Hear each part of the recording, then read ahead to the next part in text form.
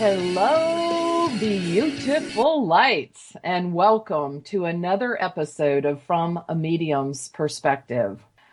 The reason that I started this show, From a Medium's Perspective, was to provide sort of a shop talk platform to discuss the inside story of mediumship, to share what it is like for us, and to give you tools to develop your abilities and share with you stories from the other side. Psychic mediumship is just a really amazing field.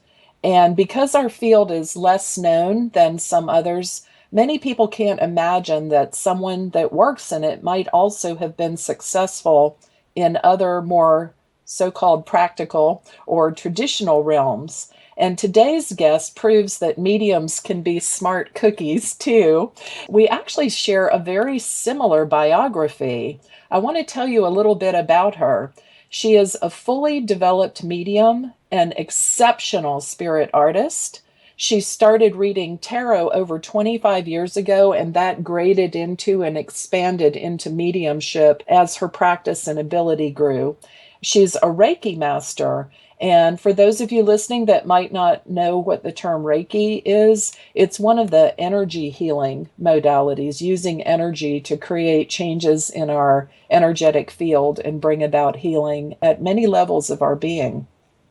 She is a spirit artist. I am too, but her art has been featured in a book entitled Spirit Paintings and Art from the Afterlife, the greatest spirit artists and medium painters of all time. What a wonderful honor that is, and a testimony to her true ability as a spirit artist. Spirit artists are mediums that are able to transfer the images of either what they see clairvoyantly or allow their abilities to be guided as they create a portrait of those on the other side. We both studied at Arthur Findlay College of Psychic Science in Essex, England, but she also had the opportunity to study at the Banyan Retreat in Kent and was mentored by Martin Twycross and Tony Stockwell. Those are big names in the field of psychic mediumship. She has worked as a medium in Miami, New York, London, and Italy. And as if that weren't enough, she holds several academic degrees, including an associate's in fashion merchandising, a bachelor's in zoology, mine was in geography. She holds another bachelor's in theater, and I was thinking, what a great platform for learning presentation skills. And she also holds an MBA in global business development. And that was another surprising echo for me because my master's studies were in sustainable international development and hers in global business development. So we share a lot of overlap there, and I'm really thrilled that she's here on the show. She is currently studying classic sculpture in Italy, and her name is Jenny Barnette, Barnette, Barnette, and she's here to talk to us about looking at the brighter side of life. Welcome, Jenny Barnette. Hello, and thank you so much for that amazing introduction. Oh, well, you're an amazing person. I'm happy to have you on the show. I wanted to tell our listeners, some of you like to look up our guest while we're on the show, and if you do, her website is located at spiritportraitartist.com, spiritportraitartist.com. Well, Jenny. So I'm gonna hit you with the big question. How has being Go for it. how has being a medium changed your perspective on life?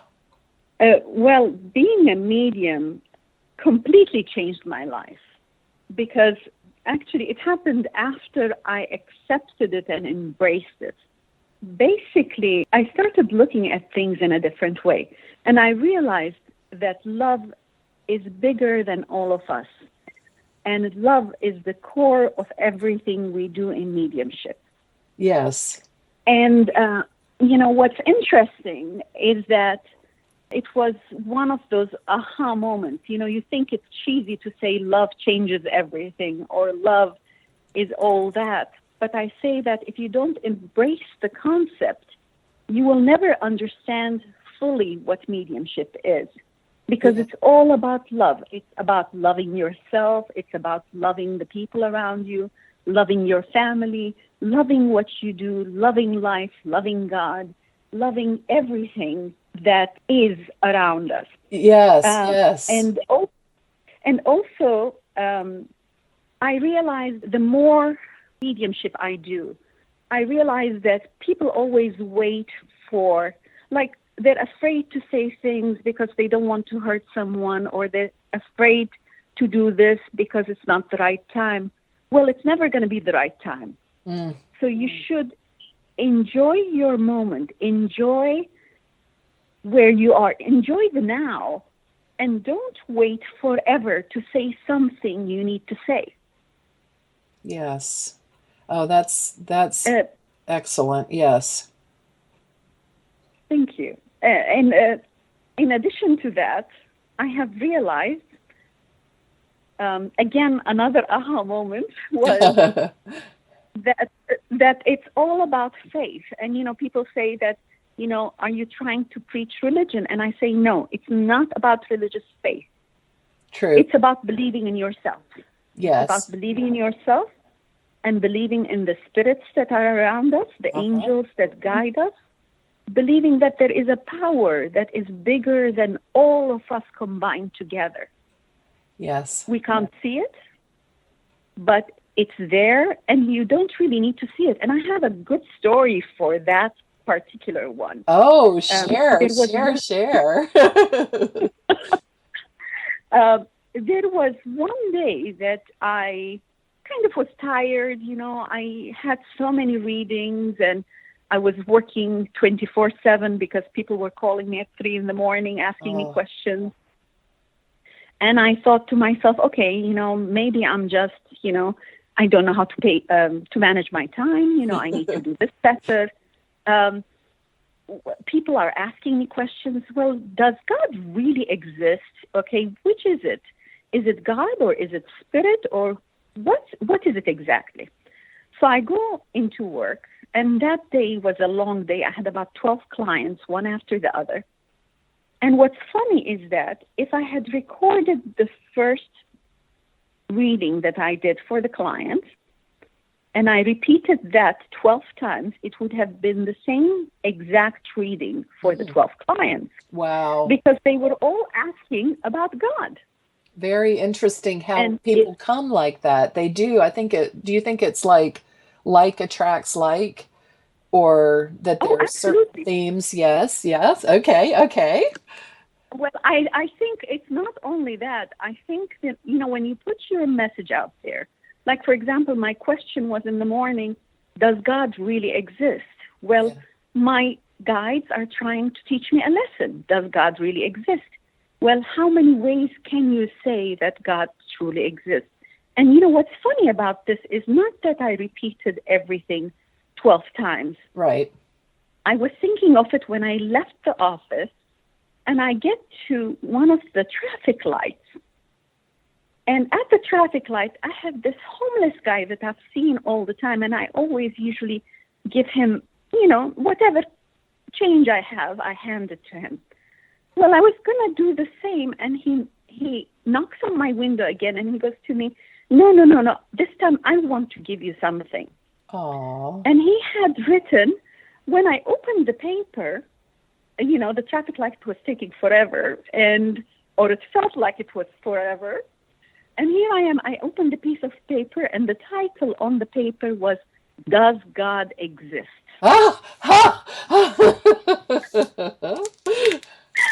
And at that moment, my tears came down like a fountain. It's like a waterfall, not a fountain. But it was, how can I say thank you? How can I say thank you to my guide? How can I say thank you for showing me that there is something that's bigger than us? And yes, it's there. Yes. And that paper I have saved, it's somewhere in my collection. For sure. But I thought that was so powerful to me that day. That is incredible. So faith it's believing in something is the most important thing. So you have to believe in something, whatever that thing is, because that's the core of mediumship. Yes, and I think like children that are left without good parenting, they tend to Mm-hmm. feel insecure and sometimes start bullying or pushing boundaries because they don't have a defined limit for them. Uh, for us to look at whatever our perception is, the universe, the matrix, God, however you view that, a pantheism of, gods and goddesses. However, it's something bigger than us that gives structure and makes life make a little bit more sense when we realize that we aren't the top of the food chain. Absolutely. Yeah, that is funny. Yeah. But yeah, so I think, sometimes families don't know how to tell their children what is God, or maybe, because I was raised in a Catholic church and I almost became a nun, but it's one of those things that it's like I didn't really understand what God was until, I guess, until I grew up and saw things for myself. And, I had to form my own opinion or my own ideas Yes. about spirituality and God. And I think through mediumship, it just keeps getting bigger. It's like when you think you finally got, okay, yes, okay, we have the astral plane and the etheric plane and the mental plane, and then it just keeps getting bigger. And it's just amazing. Oh, absolutely. Yeah, that's what keeps it Absolutely. interesting. So how about you? How did this start for you? Maybe take us to the very beginning, if you will. Of course, I would love to. Well, for me, since I was a child, my earliest memory of this was that I actually remember flying in the room. Mm-hmm. So I remember I used to actually project in the room and, just fly around. And it didn't make sense to anybody else but me. And I remember I was maybe 4 or 5 years old. And that became more like I started saying things to neighbors, and my mom banned me from talking to my neighbors because she said, "Oh no! How do you know those things?" Oh, right. So, The child's so honesty it's that could like be. you're Yes. not allowed, because I apparently once mentioned the name of the guy's mistress that has Ah, passed away. yes. So, of course, we're talking early 60s here. So Yes. my mom, lost it. She said, no, everybody's going to say you're crazy. Don't do this. This is insanity. She took me to church. The priest Oh, spoke to me. They wanted to exorcise the spirits oh within me. no! That's not the right kind of So spirits to exercise. I know. So it was so funny because although they tried to prevent me in every way from doing this, I started kind of having kept my stories. They became more like I told them this is a dream. So I wouldn't tell them, Mom, I'm seeing someone in front of me. I would say, Mom, I had a dream of this one. So Oh, I so learned you to kind learned of to, manipulate the yes, system yes. early on. Rephrase, yes. That's it. And so as long as they hear it's a dream, it's okay. Yeah. And so I went from seeing spirits to dreaming of spirits, and the dreams became more of I would start getting information about the person coming to our house before they showed up. Oh, So I would get interesting. information. Yeah, and what's interesting, it's always if somebody has a sickness or an illness, and they would put in front of me a plant or a name of something that they need to take. Yeah. So Oh, it wow. went, Your guides would show So you. Yes. yeah, they would show me. They would show me a remedy. For example, they would tell me this person coming to the house, they have a lead pipe. They need to remove the lead pipe. Or they would tell me, oh, you know what? The medicine they're taking is wrong. You need to tell them to change the medicine Uh-huh. because it has so many side effects. So it's interesting. The dreams became, or the visions became like that. And to be honest, I kind of, at one stage, I couldn't tell the difference between which is a vision, which is reality, I which is know what everything you're blended talking together. about. Yes, yes. How old were you when you started sort of receiving sort of this medical, I call it medical mediumship, but when did you start Um, getting that? the the earliest I remember, the earliest memory I have is when I was about 8 years old. That's fantastic. That is, you were so open And through all of time, it sounds like. absolutely, absolutely. But I kind of, because of my parents and the way they reacted to this, Mm-hmm. you see, we have spiritualists in the family in terms of from my mother's side, her father, her brother, they were all spiritual. Wow. And they were highly connected, but they never really practiced mediumship, Mm-hmm. which Mm-hmm. is interesting. They used to help a lot of people and they used to see things, but they didn't talk about it. And actually, my dad sat me down one day and he said, Jenny, I would rather you become a prostitute than you become a medium because what you're doing is wrong. It's wrong in the church's eyes. You cannot be Oh. a medium and talk to spirit. Oh, how So it's like, painful for you to hear that too, absolutely.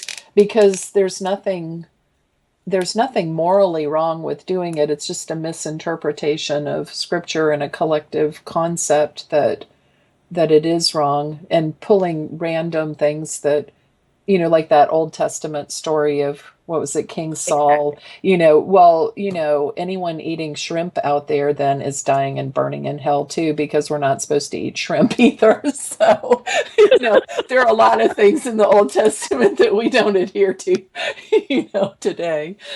So Too funny.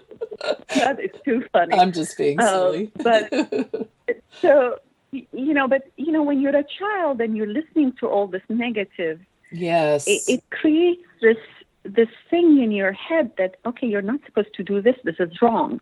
Okay, you're going to be punished. You're going to burn in hell.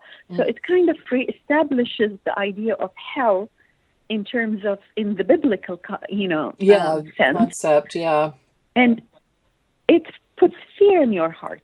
Yeah. And what's interesting is that my gift kept evolving and evolving and evolving, and the more I would say I will not become a medium, the more messages I would get. Yes, You yes, know, yes. and you say you don't want to do it, you don't want to do it. Well, they wake you up at night and they talk to you because they need to talk to you. Right, because they know you Uh, hear them. Absolutely. Yeah, and clearly in your Uh, case. Yes. uh, so, so I have a good story here. One day um, I was in one of the new houses that I was in, and my kids were young, and I'm saying, you know what? I'm not listening. I'm going to bed. Nobody talked to me. At 2:30 in the morning, I feel this woman holding my hand and screaming at me, telling me, "Wake up! I need to talk to you. Wake up!" Oh. So I get up, and she's standing next to my bed. What's interesting is that I told her, listen, I don't have time for this. I'm not going to do this. I'm definitely not doing this. I'm going back to bed. So I went back to bed. She Of wakes me course, up by again. talking to her, you actually were doing it. That's it. So she wakes me up again. And this time she tells me, you're going to do it. And I'll show you why. So I get up to check on my kids. And, you always go check, make sure they're covered or, they're Yes. sleeping well and the room temperature is fine. So here I am trying to open the doors and the doors are locked. It's strange because there are no locks on the doors. You can Uh-huh. push the door open. She locked the doors for me. Wow. Okay. And here I am banging the doors. I woke up the kids and they go to me, Mom, what's wrong with you? You can push the door open. Hello? you know? And she's standing back in the bedroom going, well, are you going to talk to me now?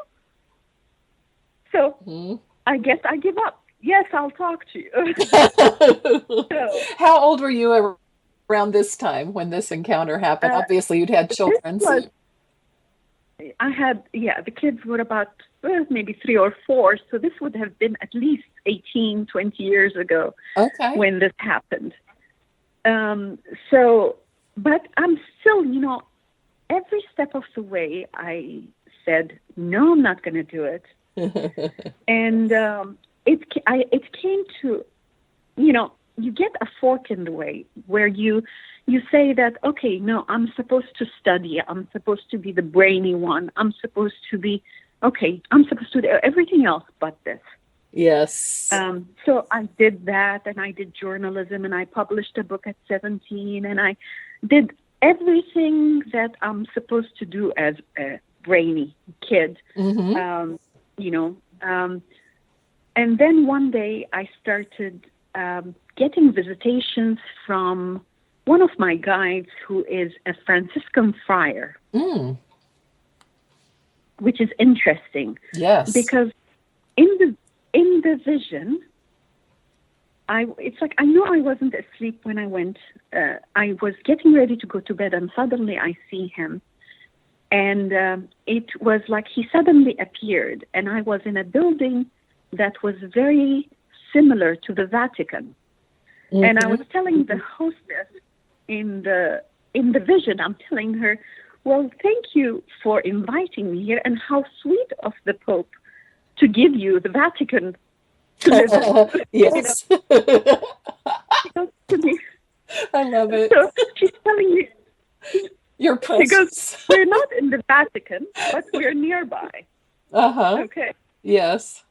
And she goes to me, go introduce yourself to the guest. And I'm looking around, it's like, where's the guest?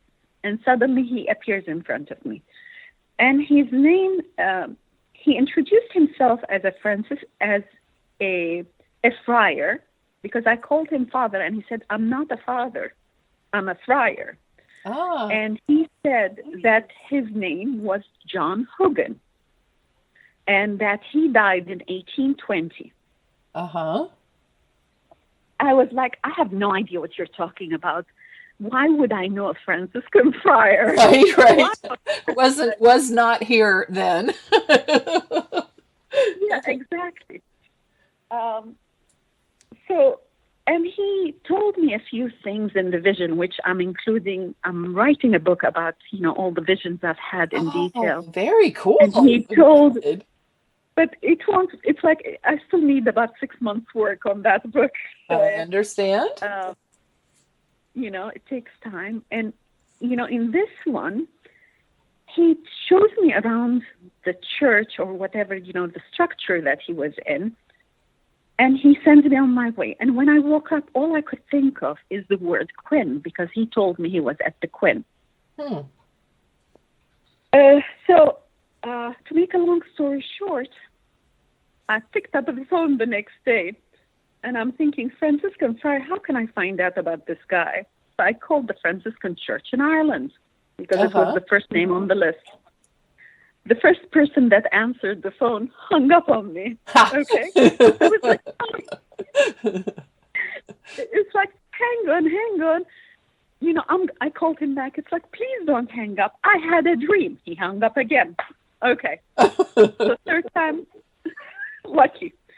So picked up the phone again, dialed the number again. My ex-husband, I was married then, and my ex-husband goes to me, what do you have to lose? You don't know the person, so call him again.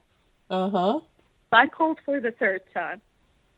And the third time, the guy answers, it's like, listen, do not hang up on me again. I need to know who John Hogan is. So he goes to me, well, somebody will call you back. Okay, fine. So when was it? About 2 weeks later, I get a call from a Friar Ignatius, and he goes to me, I was waiting for a sign that heaven exists. Thank you for affirming that heaven exists. He goes, I'm 96. I'm on my deathbed. Wow. I used to be the head librarian. Yeah, he was the head librarian in the Irish, the Franciscan Friary. And he said that, I'm going to send you something, but I can confirm that John Hogan died in 1820. And I gave him other information, which is a family called McNamara that lived at that time. Mm-hmm. And because that's what the friar, the names the friar gave me. Mm-hmm. And he said, I can confirm all the names, and you'll understand when I send you the paperwork. Of course, my vision continued. Like for a week, I would dream part 1 or, vision part 1, part 2, part 3. I saw them in segments.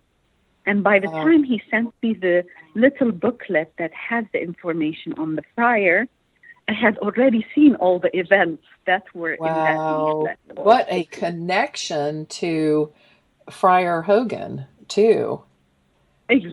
Exactly. And I realized that was my first proper guide that I've had. I've had others, but they were more of storytellers. And after that, all the guides started coming in and introducing themselves to me. Oh, that is like an extraordinary level of detail about that too. And you said in 3 separate visions, the accumulated information, that is just phenomenal. Just phenomenal. It was what a great proof to you too. Amazing. What I mean, to have the proof come through the Catholic Church, I'm guessing, right? So, and to you, and to have it written in a booklet as you saw it, it's a great affirmation for you. As I know it always pleases me. I don't need it. I don't have to have someone give me feedback, but I always love to know. Like, it just is so cool when somebody confirms that, and that was at a really profound level. Amazing. Absolutely. And the beautiful thing about that, it just affirmed to me that I wasn't crazy, Oh, yes, no, I know. Yes. My John Hogan moment wasn't as detailed in information, although there was a great deal of information. It was when I was able to bring through, I don't know if you met Minister Val Williams at Arthur Findlay, but I was able... Oh, I love that. Yes.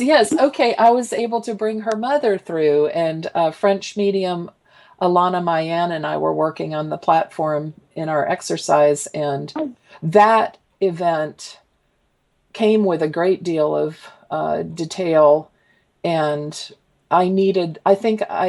first of all, I didn't even know I was a medium, but then, it helps to have that. How cool. Wonderful. Yeah, Jenny, we're right at the bottom of our hour. We'll be back in about 3 minutes. If you want to find Jenny, she's at spiritportraitartist.com. Now back to our show, From a Medium's Perspective, with host, Reverend Tracey Lockwood.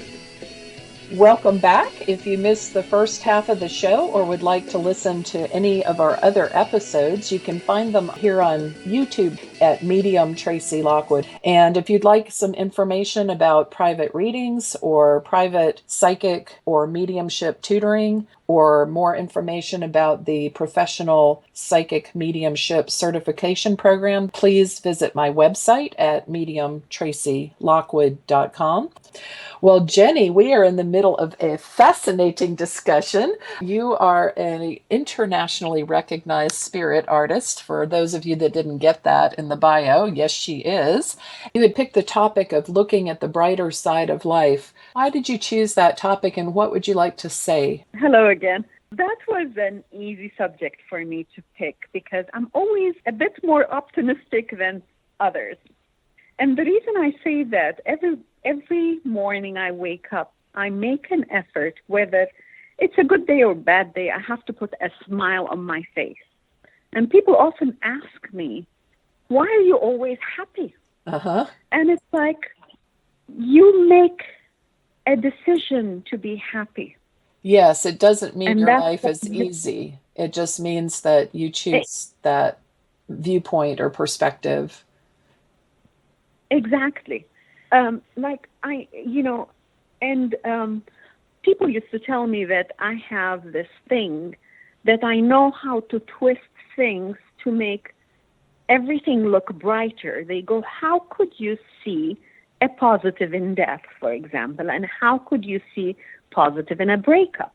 So, for example, when somebody comes to me and says, oh my God, my boyfriend just broke up with me. This is the second or third boyfriend and whatever. And I was like, well, look at the bright side. Think of the things you don't want in a person. And that's why your boyfriend is not in your life anymore. Yes, And you yes. can't, it's like the glass is always, people say the glass is half empty or half full. I say my glass is always refillable. Because if somebody Yes, doesn't want to be in, if you don't want to be in my life, that's fine with me. You don't have to be in my life. You know, absolutely. And that is that perspective. I like the way you said that. The glass empty is not the way that things are. It's really, half full and on its way to better things. I think it has to do with people's view that there's a limited, maybe that helps where maybe it's easier for us to see life that way because it's infinite from our perspective. So people live with a concept that it's limited. There's only one of this. If I lose this, then I won't have any more. There's no chance. I never had it before. It could never happen again. The statistics, they get very bound up in that and don't realize the possibilities. Yes. that is correct. And, I've noticed that there's a lot of people would like to have the martyr syndrome. So it's always, they look at the negative first. They never look at the positive first. So it's all about living your life with passion. If you have passion in your life, you'll always look at the brighter side of life. So even if you're cooking, for example, preparing a meal, I always say add a bit of love to the meal because it will Oh, taste much better, it you does. know? It Uh, actually does. You can taste the vibration of the food. Absolutely. Absolutely. Same recipe, exactly. different hands, different flavor. Absolutely. Exactly. And you can make it 100 times. But when you make it and you want to make it because you want to feed your family or you want to eat a good meal, it makes a huge difference. So think of life as a meal, okay? Yes. And, it's whatever ingredients you want to put in that meal is what's going to make your life. It's going to make it happen. You don't like something, change it. Mm-hmm. Mm-hmm. Nobody has tied your hands. Nobody has tied your hands. So don't, I can see some people are in situations where they're stuck, but it's easy to get unstuck if you want to, because it's all about the intention. You want to get out of Yes. a bad situation? Just say that I'm done with this, and don't underestimate the power of yourself, because your higher self and who you are as a person, as a core, with spirit, without spirit, you were born with an instinct. You were born with this strong desire to live and enjoy your life. As long as you're living your life with a conscience, okay? And Yes. I always say, there is no bad or there's no right and wrong decision. There is a decision to be made. Yes. And I want to say for our listeners, it's not a Pollyanna sunshine attitude. It's Exactly. actually a very real attitude. When we're in the physical world, we see life because we live in separate bodies. Our dimension is a very heavy, dense dimension to work in, and we tend to see life as limited. We see people live and die, and we see people sick, and we see all these things, and we begin to believe that life is limited, and we see it through the eyes of fear. But life is not limited, and the more you connect with those higher vibrations of the universe, of God, of the things beyond, you realize it's limitless, and we have the opportunities that we can't even imagine. We have abundance, we have choices. So when Jenny is talking about, waking up thinking on the brighter side, believe me, she's not coming at it from some little, pampered, positive outlook kind of schmarmy affirmation perspective. She's saying it because she has the perspective of all that is through her mediumship. Right, Jenny? That's correct. And you know what? And if the listeners make a little change every day. So, for example, you're stuck in traffic. Instead of cursing the person in front of you, or instead of cursing, the traffic or whatever, you know what? Don't say anything negative. Say, this is going to pass. Yes. And see how it changes your attitude towards things. It changes your attitude towards the whole day. Or when you get up out of bed, simple. Get out of bed instead of, oh, God, I have another long day. It's like, oh, no, this is going to be horrible. Well, say that, no, you know what? I'm going to do this. And I'm going to be happy about it. I'm not going to complain about it. Being happy, to ask for happiness from day one is hard. So make little changes. So say that you're not going to complain. Or when you catch yourself saying something negative, just don't say it. Exactly. Yes, step by step. Because sometimes the contrast, you can't just jump out of bed if you've just had an accident and your mother died and your dog's sick. You don't just leap out of bed going, my God, what a fantastic day. It is the little steps, but it is also a choice. Yes. Yes. So make a choice, make a conscious choice to say, for example, curse less. Yes. Or say less negative words during the day. If you say 10 negative words in an hour, try and make it 8 negative words. And then 6, and then maybe nothing. And then maybe 1 or 2 positive ones. Just try it out. Yes. Yeah. Yes. So eventually, it's more like replacing the negative with the positive, but over time. I mean, some people can do it overnight, but, it takes time. So that's why when I say looking at the positive side of life is just changing your attitude, because once you change your attitude, you're raising your vibration. Once you raise your vibration, you connect with higher spirits, and you can see things differently. And everything becomes a bit more sweeter in life. Yes, it does. And there's no more panic, no more fear, no more lack.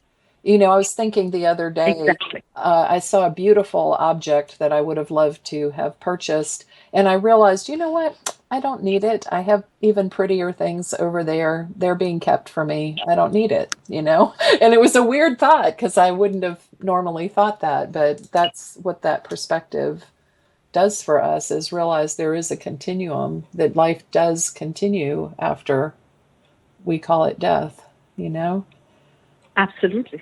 I want you to, if you will, I'm the boss. No, I'm just kidding. Of course. I want you to share, if you will, maybe an interesting encounter or two that you had. About 10 to the hour, we'll probably want to share that exercise you had prepared for our listeners. But maybe for the next few minutes, take us through a story or two. There. I would love to. Yay. Well, one of my favorite stories is, this was about, I would say about 10 years back. I got a call from one of my friends, called me. She goes, Hi, Jenny. I have a weird question for you. I have her kids go to school with my kids, or went to school with my kids. And she said, okay, this is going to sound really weird. One of the boys in her daughter's kindergarten class had called his mom and told his mother, he woke up from a dream and went to his mom and he said, Mom, do you know a woman by the name of Melita?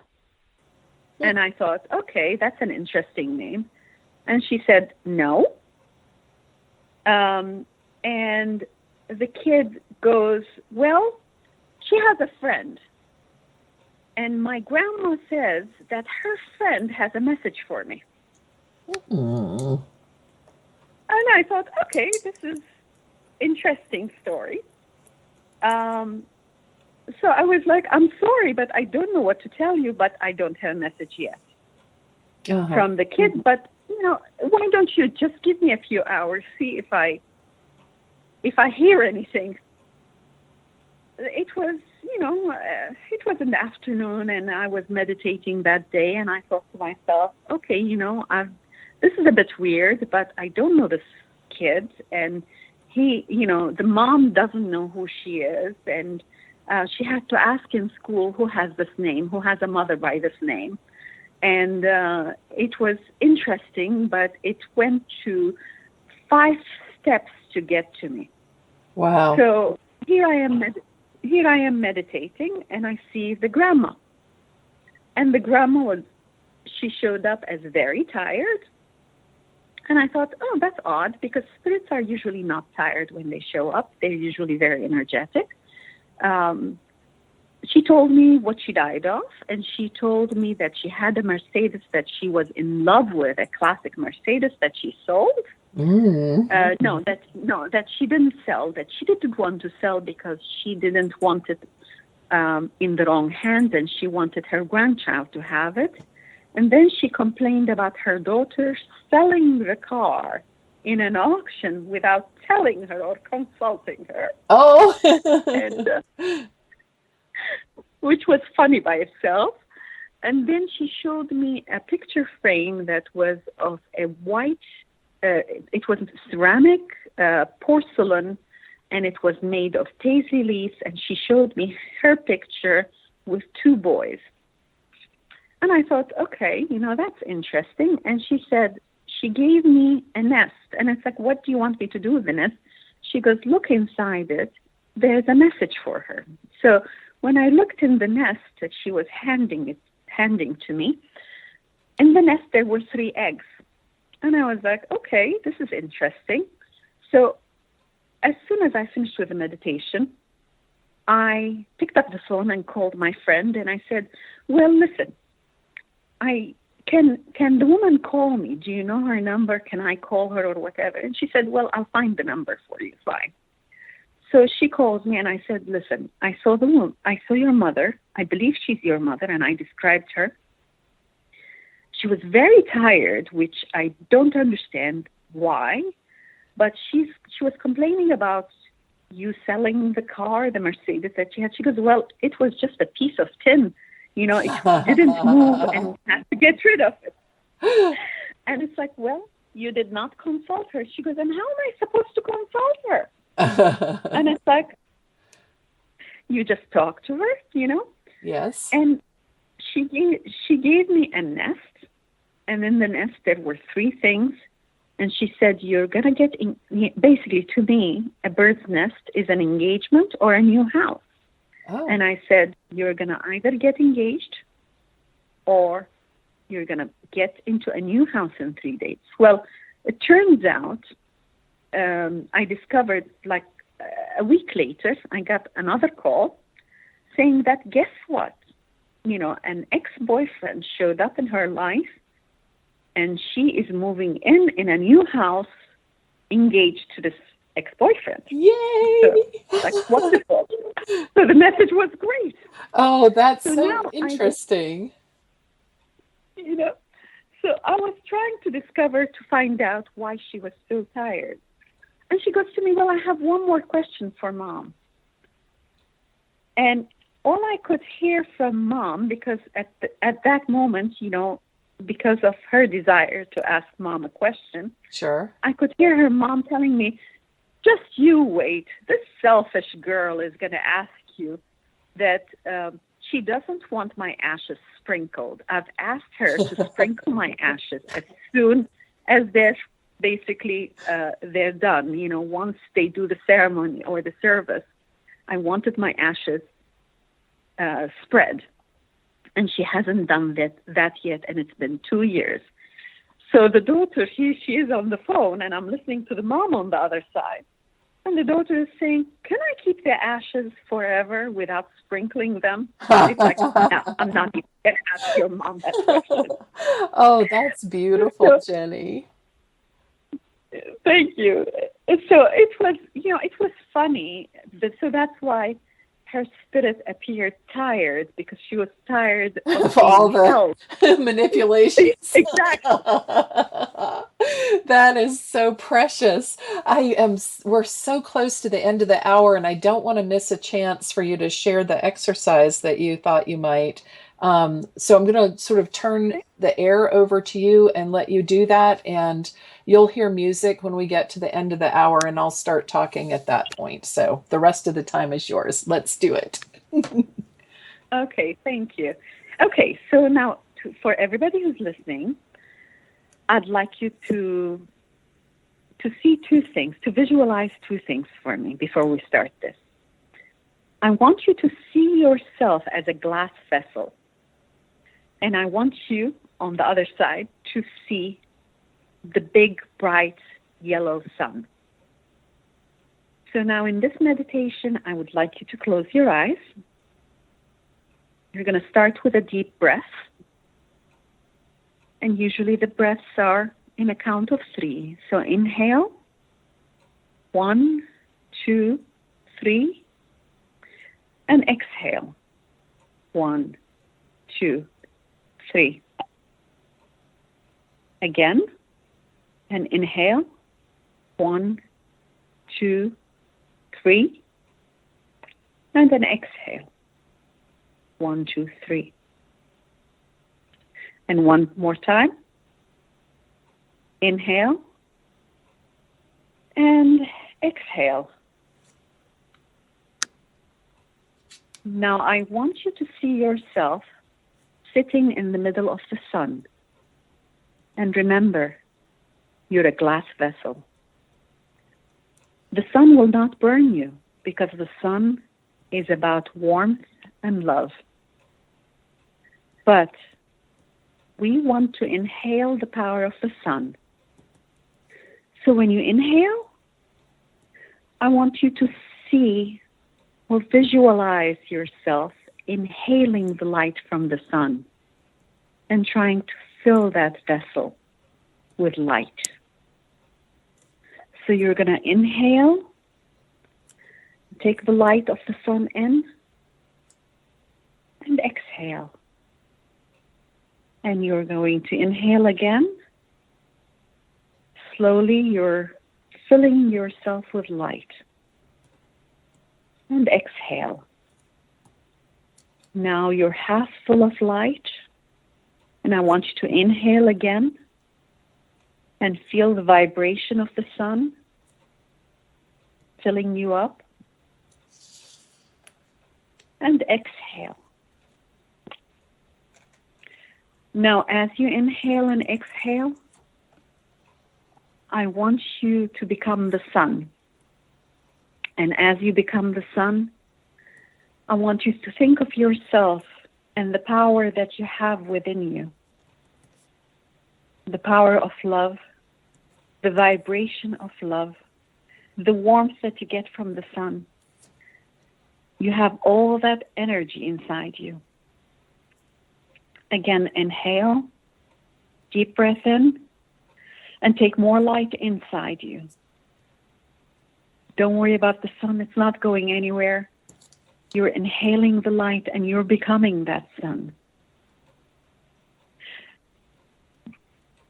Now, as you fill yourself with the power of the sun, as you fill yourself with that power of love and the vibration that's coming from the sun, I want you to be so full that you can't hold the light any longer, and you suddenly see the light coming from every pore in your body.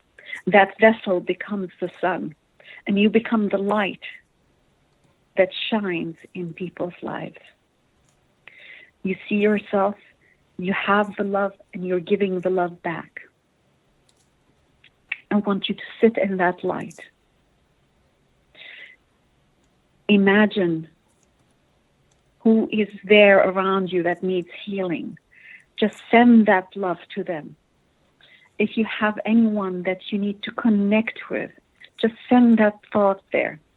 If you have a desire or a wish or anything that you need to set your intentions for, I want you to send that thought.